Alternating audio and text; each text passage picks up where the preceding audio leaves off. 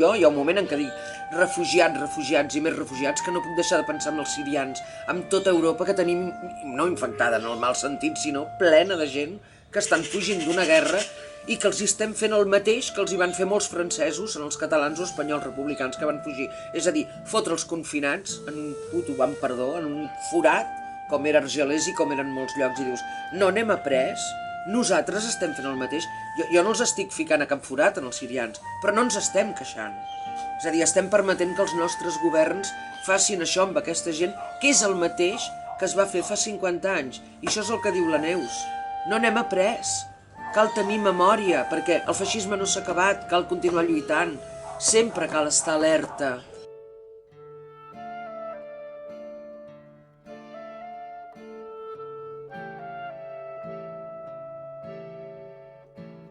I espero que vingueu tots, que vingueu tots a veure la funció.